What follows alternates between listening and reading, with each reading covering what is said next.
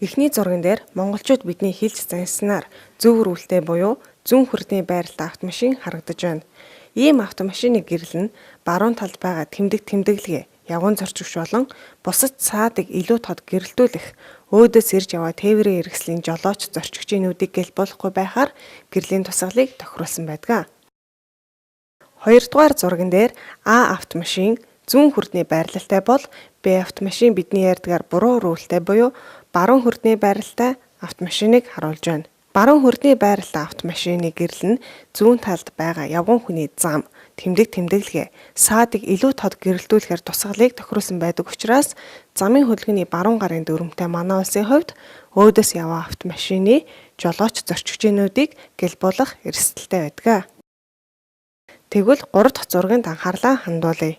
Энэ зурган дээр А, Б тээврийн хэрэгслүүд хоёулаа баруун хүрдний байралтай буюу буруу рүүлтэй учраас гэрлийн тохиргоо зүүн тал руугаа илүү хэвээсэн тусгалтай байдаг. Иймээс өөдөөс ирж яваа жолооч зорчигч нарын нүдийг гэлбуулах, үзэгдэх орчин хязгаарлах эрсдэлтэй байдаг.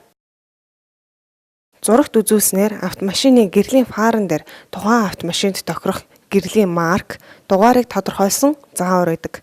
Гэтэл дээрх зааврыг дагалгүй өөрсдийн дураар галоген гэрэл тавих ёстой фаранд LED эсвэл ксенон гэрэл суйрлуулснаар тухайн гэрлийн тусгал сарниж алдагддаг. Эхний зурган дээр стандарт гэрэлтэй автомашины тусгал нь нэг чигт жигд тусаж байна. Харин 2 дахь зурганд стандарт бус буюу ксенон LED гэрэлтэй автомашины тусгалын ойх өнцгүүд өөрчлөгдөж гэрлийн тусгалыг сарниулсан байна. Энэ нь тухайн тээврийн хэрэгслийг жолоодож яваа жолоочид үзэгдэх орчинг хангалттай гэрэлтүүлж чадахгүй бөгөөд өөдөөс яваа тээврийн хэрэгслийн болон бусад хөдөлгөөнд оролцогчдын нүдийг гэлбуулах, үзэгдэх орчин хязгаарлах болон бусад аюултай нөхцөл байдлыг бий болгодог. Иймд жолооч нарт зөвлөхөд хэрэв таны тээврийн хэрэгслийн гэрэл үйлдвэрээс галоген гэрэл суйрлуулах стандарттай тохиолдолд үүнийг LED, ксенон зэрэг бусад төрлийн гэрлэлээр суйрлж өөрчлөхгүй байхыг зөвлөж байна.